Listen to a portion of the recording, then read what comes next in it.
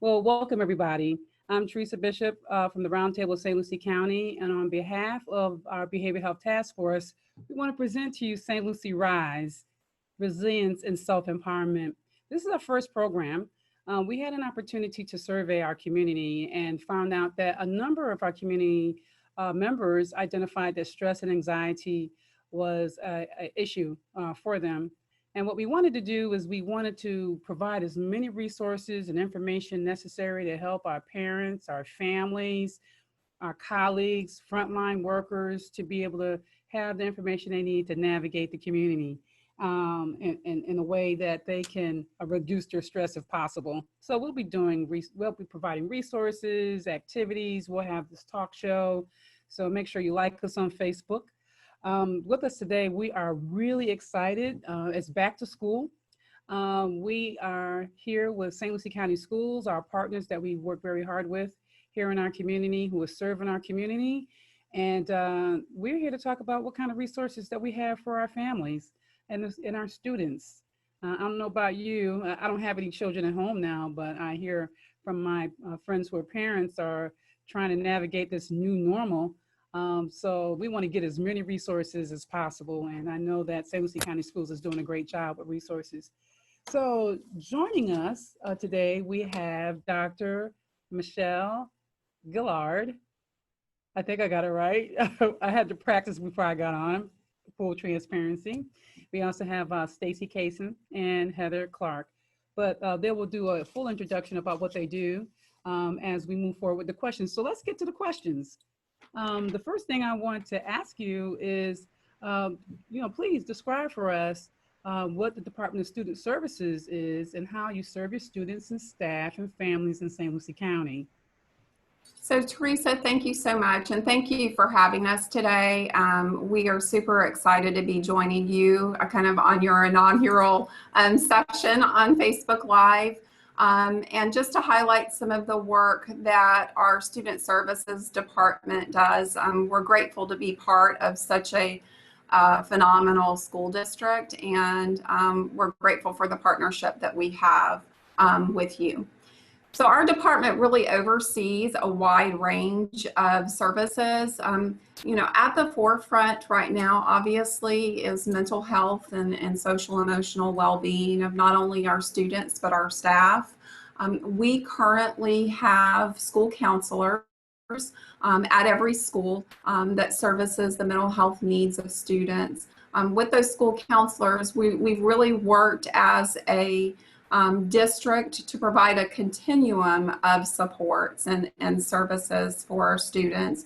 So we not only have school counselors, but we also have school social workers, school psychologists, and mental health counselors at some of our school sites to provide that continuum for our students. So we are here to serve, and we're going to talk a little bit more about what that looks like on school campuses and how parents can access those resources and who they need to contact. We also oversee health services, attendance. We have a substance abuse prevention class that we offer students, and that actually just started on Monday. So students are able to participate that. Currently, it is virtually, but we do hope to go to the brick and mortar setting when it's safe to do so. Stacy, who is joining us, oversees our truancy and drug court. So she acts as a liaison in that regard. Our homeless students, we also serve as a liaison, just ensuring that we're supporting students, that transportation is not a barrier for them to get to school, and that we're connecting them with resources. So those are just a few things, but I really want to kind of get down to the brass tacks and talk about how we can support and answer any questions that any of our family members or anyone in the community has out there. So I'm going to turn it back over to you. Oh, thank you very much. Wow, you do a lot. I think that sometimes we as parents don't always know that education is not all that you do. And so it's just wonderful to know that you have a department that can provide support to our community. So the next question I have is that, students are returning brick and mortar, some are virtual.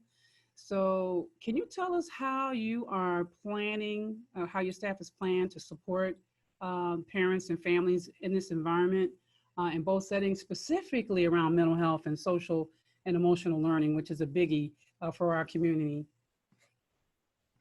Absolutely, it is. And truly, the focus on social emotional learning has been there since the reentry plans were developed. So we have built into our reentry plan daily SEL, social emotional learning lessons. That was for the entire first month of school every day. And that was both in-person students and my school virtual students. So either way, the students were participating in those lessons. The for mental health services, that also covers in person and my school virtual. So like Heather was explaining, really building this continuum of services, and that continuum or framework includes provision of mental health services from our school-based staff, so our social workers, our psychologists, our school counselors, and mental health counselors. And then when it's needed, we can also refer out to community agencies for additional mental health services. So what it might look like, it could vary from, kind of a weekly check-in with a student, either in person or through the, for the virtual students. It could be, a small group lesson. That happens weekly. It could be weekly individual counseling. Really, it just depends on the needs of the young person. Some other examples of things that our staff are currently doing. We have staff doing, we call them lunch bunch. So it's a virtual lunch bunch. So they're finding kids and kind of matching them up if they're my school virtual and they know the kids are not connected or they're feeling disconnected from their peers. So they're meeting up in the virtual space for lunch. We have, like I said, small groups going on. We have mental health counselors reaching out to kids via Teams, the platform we use for my school virtual. So lots of opportunities to, again, connect and kind of combat the loneliness that kids are feeling.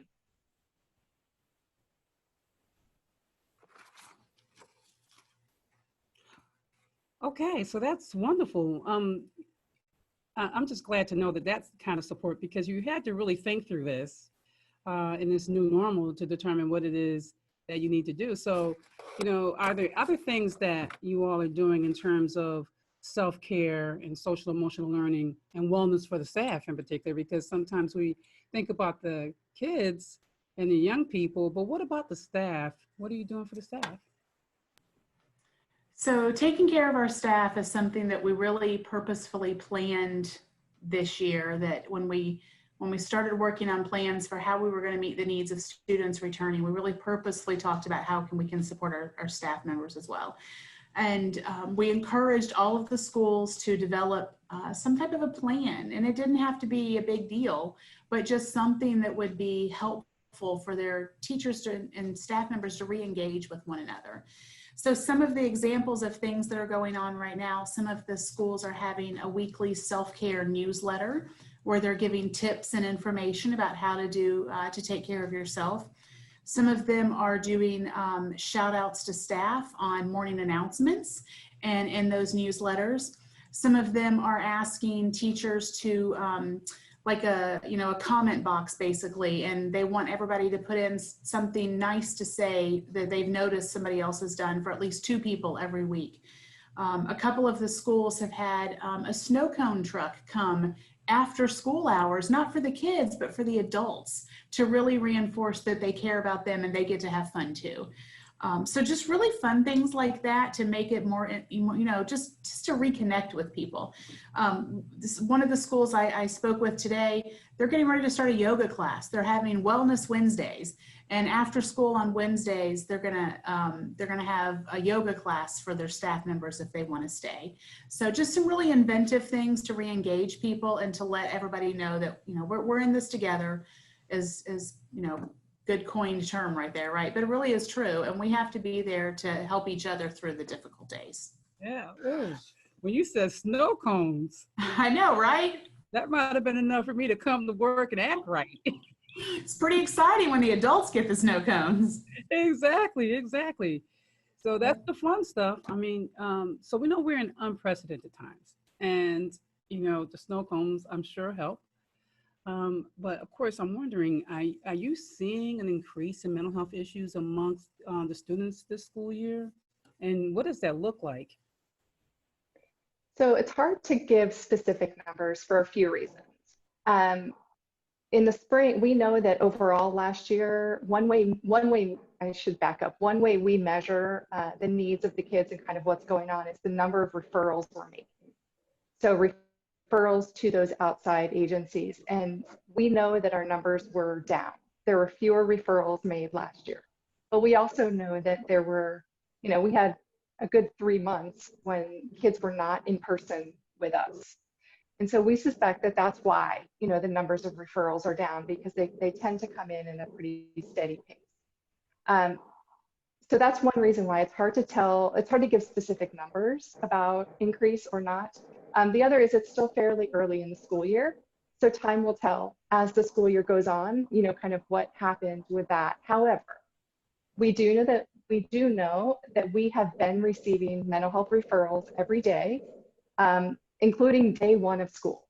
And actually, really, we had referrals coming in before the students came back. After the teachers came back, but before the students came back, we were getting mental health referrals. And that's not necessarily typical. We also know that when we talk to schools, and Stacy and Heather and I are communicating with schools and with social workers and psychologists on a daily basis, we know that they're reporting that kids are struggling, and that the staff in the schools feel like the kids are struggling more than they would have expected, in the beginning of October, in kind of a typical school year. So that's why we are kind of hypothesizing that we are seeing greater needs.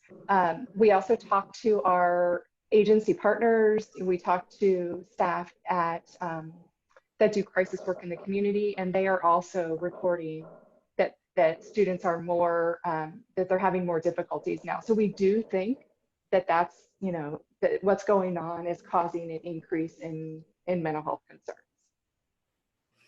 Yeah, I can imagine. I mean, I know the adults, I know across many of our community partners, and how we're having to even work with the adults in terms of sometimes sending our staff home early just to breathe. So I could imagine in this environment where we're on the computer all day, or even if we're in brick and mortar, with the masks, that can get wearisome. So, in line with that question, what I'd like to know is, I'm a parent that has a child that, she's not sleeping well at night, or she is beginning to wet the bed, or do, some other things that I'm noticing. I know that schools can't be the be all end all, but sometimes we don't have the resources to get the supports to our child, and we want our child to succeed. So if I'm trying to navigate the system, who should I contact? Should I reach my teacher, the schools? If you were a parent talking to another parent, how would you recommend I sound the alarm for my child and needing support in the classroom environment? So yes, Teresa, thank you for asking that question. And we know that navigating this can be very difficult for families sometimes, and they may not be certain who they need to reach out to.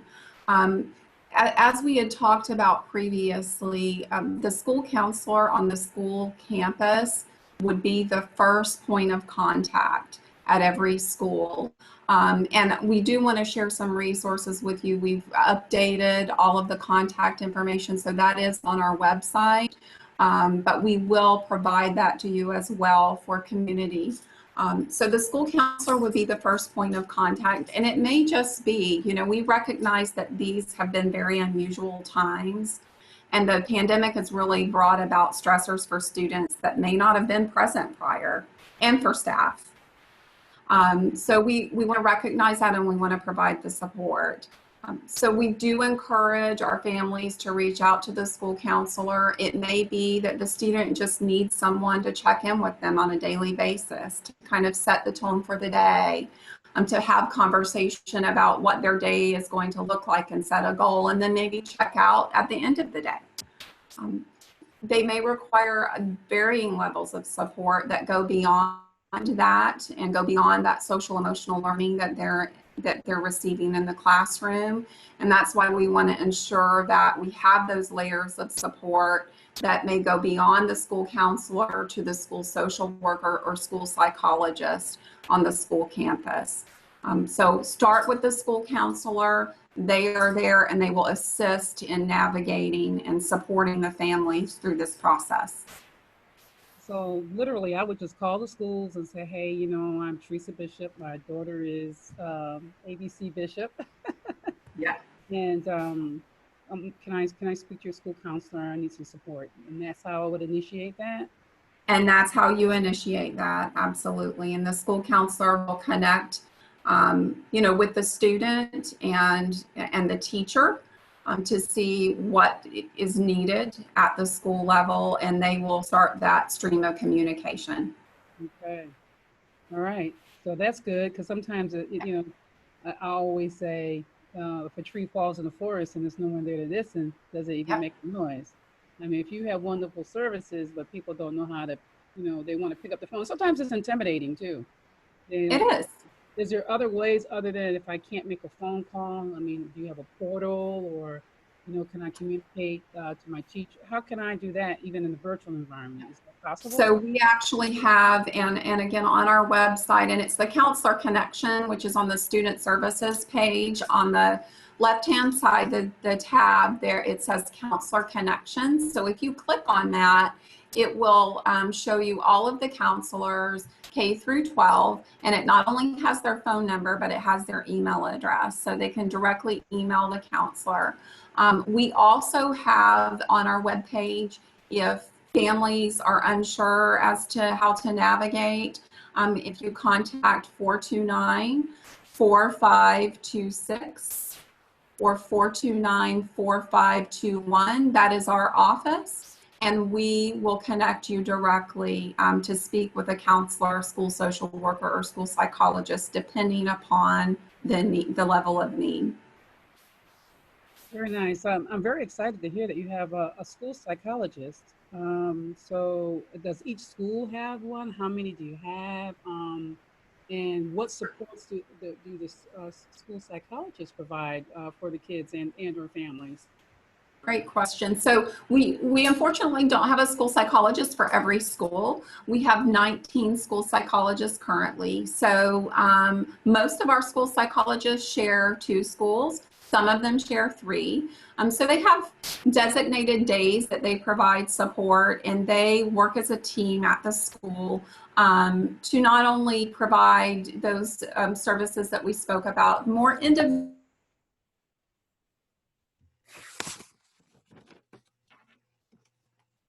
but also school psychologists are in charge of, having difficulties both in the social emotional realm, but also the academic realm. Teams in terms of what interventions are appropriate, but also if it comes to a point where students may be evaluated for consideration for a student with a disability possibly, or for students that may be suspected as being gifted, they complete those evaluations. Oh, okay. So that's yet another question. So if I suspect that my child is gifted or even has a learning disability, how do I notify the schools? How do I get the referral? How do I get my child assessed?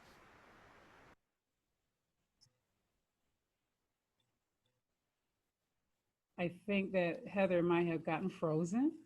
Welcome to technology, Dr. Gillard. Yep, I can feel that. So also contacting the school counselor would be the way to go for that. So for students who have never been evaluated, they're not receiving special education services, the school counselor is also the point of contact.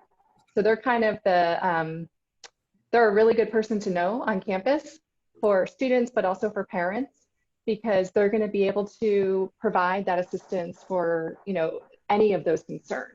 And sometimes it's about directing them to a different resource.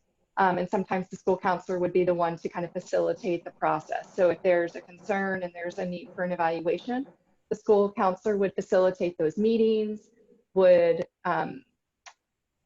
give the parent the information that they need as far as when to come in, kind of what we're looking for. And those meetings would include, generally speaking, they're going to include the school psychologists as well. Sometimes social workers attend, teachers are always in attendance. And obviously, of course, we want parents to be our partners throughout that entire process. Okay, all right, that's helpful. One of the things that I know that you are really good at in St. Lucie County Schools is moving around, because I see you all at our meetings, and we're always thankful for your participation. So along those lines, I'd like to ask you, what community partners do you work with to provide services to support the students? So we have connections with a lot of community agencies, but specifically for mental health, we have what's called our Mental Health Collaborative. And what that is we have contracts with 8 community mental health agencies, and they come to our campuses to provide services, provide those mental health counseling services to our students. So those 8 agencies are all assigned to schools. So each school has an assigned agency. And 3 years ago, we started this model where we wanted to be able to have an agency counselor assigned to a school, with the goal being that they carry a full-time caseload. So that's an additional person. So in addition to the psychologist and the social worker and the school counselor, it's another person to be able to meet the mental health needs of our students. So when students are referred to the outside agencies, we need parent permission to do that. Parents have to sign a permission form for that. And then parents are also partners with the agency. The parent participates in an intake, so that agency can get the information that's necessary. And after that, then the student can start the counseling, with many of our students being seen during the school day on campus, which we really believe helps to eliminate some barriers to mental health services. Parents don't have to get them there. They don't have to transport. It doesn't have to be after school, those kinds of things. That's big. That's big, because oftentimes I think so. some of us as parents are, we want to help our children, but some of us work jobs that if you take time off, you can't put food on your table. And so being able to have sort of not a one-stop shop, but a place that you can get some other services other than education is just quality service delivery. We can appreciate that. So let's get down even a little bit further. I mean, helping us as parents or grandparents or caregivers. What signs should we be looking for, or what should we be concerned about to know that there may be some mental health issues or some behavioral health issues going on with our child, and to the point that we might want to call the school psychologist or call a provider if we have our own? What does that look like? So Teresa, you sort of started to touch on this a little bit earlier when you mentioned, what do I do when I notice that my kid's not sleeping the same way? What do we do when they're not eating like they've been doing before? What if they seem anxious or really worried about the schoolwork all the time? What if they're refusing to do their work? What if they're arguing with me constantly? And that's a totally new behavior for this child. Those types of general behavioral issues are all things that could be red flags that maybe there's something going on. Now, mind you, we all have bad days, right? We have stressors in our lives. And so a normal stress reaction might be, I eat a pint of ice cream tonight, but, or it might be that I don't eat anything today because my stomach's so upset about it. And those are okay. And that's just normal coping skills. But when you start seeing an abundance of those red flags, we like to call them. The not sleeping, the attitude changes, they're worried all the time, they're skipping meals, they're just behavioral outbursts. When you start seeing more and more of them is probably when you start to think, wonder if something's going on, because these aren't normal behaviors for my child. And that's when it kind of raises that red flag that maybe it's time to get do something. So when it's out of the ordinary and it's different and it's something that is just causing you concern, those are the things we need to look for. Okay.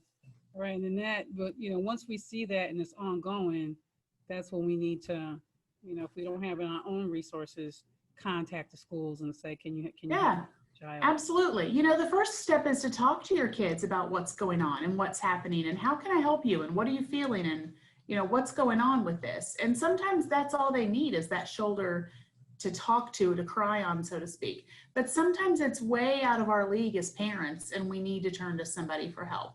And the schools are often where parents turn because we work with those kids for 6 and 7 hours a day. So, that's why we're really trying to offer more services, because we do see what's going on with our children. We want to be able to support them in more ways than just their academics. Very nice. Very nice. Just great to know that we have those resources available to our youth. And one of our last questions as we're winding down, I mean, that time went by fast. They say, when you're having a good time. I mean, this is interesting to me. So it goes by very fast. Are there any additional resources that you would like to share with us?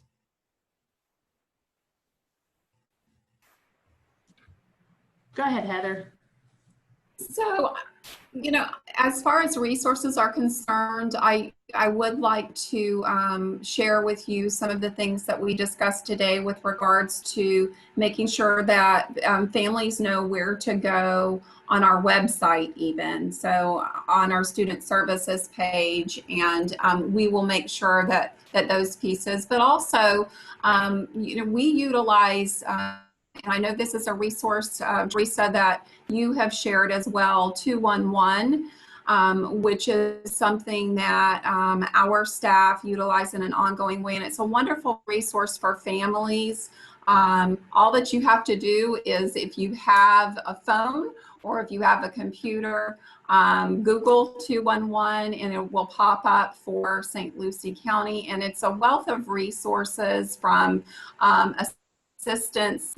Perhaps you may, require some assistance with your utilities, or there may be need for food or shelter, and it's all in one location for, just at your fingertips. So I encourage families, and it's also posted on our website as well.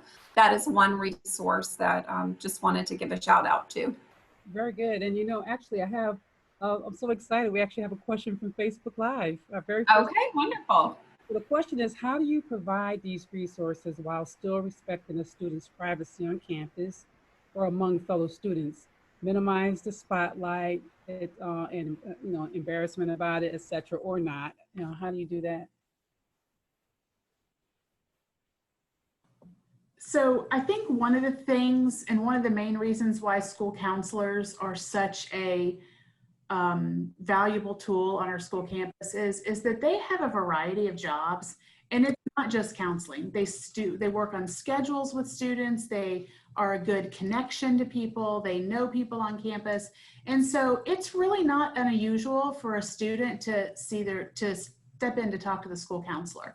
And so it's not a big deal for most of our kids. So that minimizes maybe the embarrassment perhaps of talking to them, because you could be going to see them about your schedule, about your classes, about your teacher. It could be any reason. So I think that helps to minimize that discomfort. But I also really think that our staff do a pretty good job of just simply asking, in a confidential and quiet manner to speak with somebody, and to do that outside of a classroom around other prying eyes. Oh, very nice. So, that is so important, because sometimes folks don't want to ask for help, and because, sometimes we just don't want to, sometimes we feel like we look weak, but we all need help sometime. And to bring dignity to it is wonderful. So I just want to say, thank you, each of you for joining us. Dr. Gillard and Stacy Kaysen and Heather Clark. I always enjoy working with you. Dr. Gillard, I definitely want to work with you a little bit more because, you just kind of shown up on the scene this past year, and I know you're doing some great things too. But I just want to thank everybody for joining us as well. If you have other suggestions for us in terms of what you want to see on this Facebook Live, information that you need us to peel back so you can find out how to navigate the system, please feel free to email us. We have go to our website. We have established a web email address.